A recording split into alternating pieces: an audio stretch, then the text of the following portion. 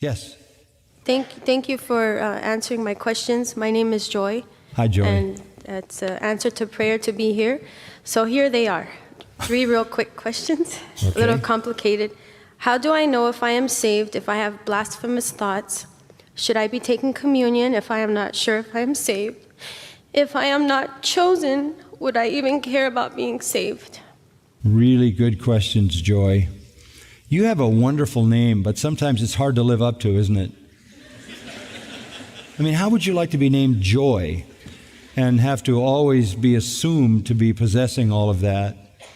I can hear the cry of your heart, Joy. I want to make it as simple as I can. The fact that you are asking these questions is evidence of the work of God in your heart. It is evidence of your desire for Him and for salvation and to know Him. That is evident there. The fact that you would stand up in front of all of us and unbury your heart in such a sweet and honest way is evidence of the hunger of your heart to know Him, and I think that's what you're essentially saying. The way you know that you are saved is by your desire. Do you desire to know God? Yes. Do you desire that He would know you and love you? Yes. Do you desire to love Him? Yes. Do you desire to honor Him? Yes. Do you desire to obey His word? I do, but I can't do it on my own strength. Well, of course not. Join the club. And that's why we're all here. This is the same with all of us. It's all of grace, isn't it? It's all of grace. The Apostle Paul in Romans 7 helps us because this is the Apostle Paul. This is the one that we would elevate as the supreme example of a Christian. And he says, he calls himself a wretched man because he says, I do what I don't want to do and I don't do what I want to do. He said, there is a principle in me that loves the law of God, but I see another principle in me warring against the principle of my mind, and it's the principle of my flesh, and it causes me to do the very opposite of the things I want to do. And he says, oh, wretched man that I am, who will deliver me from the body of this death?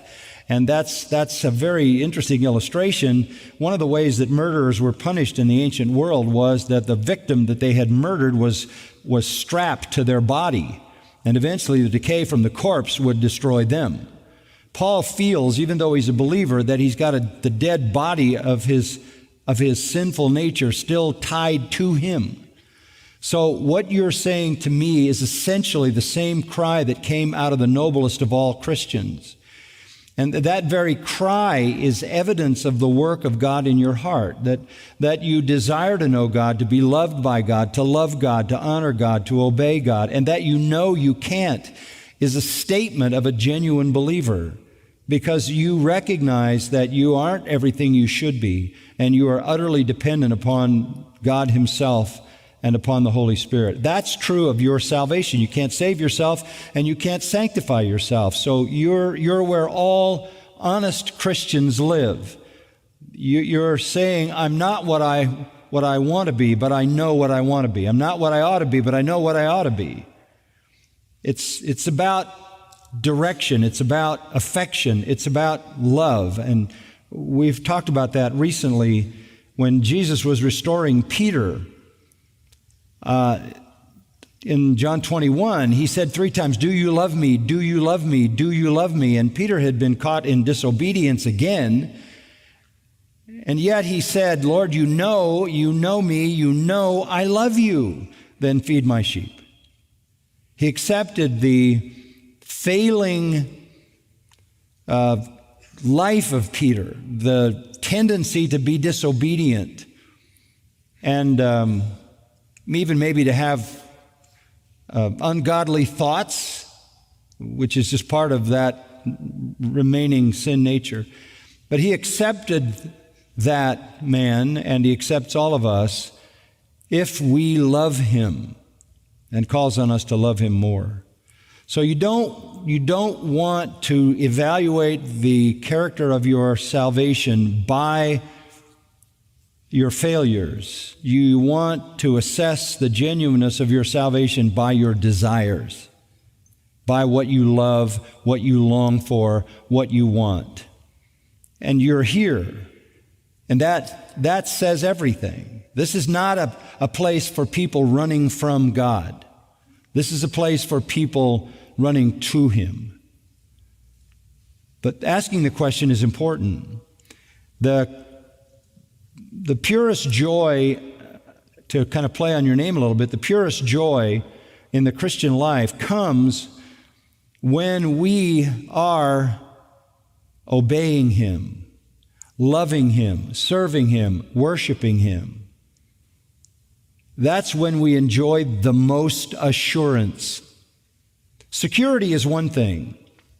Security means that I am saved and He will keep me until I see Him face to face. I'm secure in Him. That's not assurance. Assurance is the confidence I have in my mind of my salvation. Many people are saved, they're secured by God in that salvation, but they don't always have the assurance. Why do we struggle with assurance? Because we know our weakness, because we know our temptations, because we know we're not what we ought to be. Sometimes because we fall into a pattern of sin and we lose our assurance.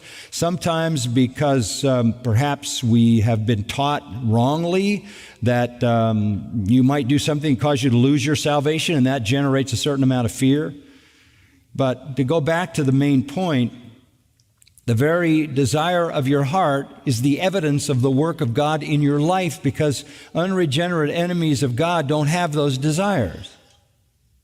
Okay? Does that help? Thank you. Thank you, Joy.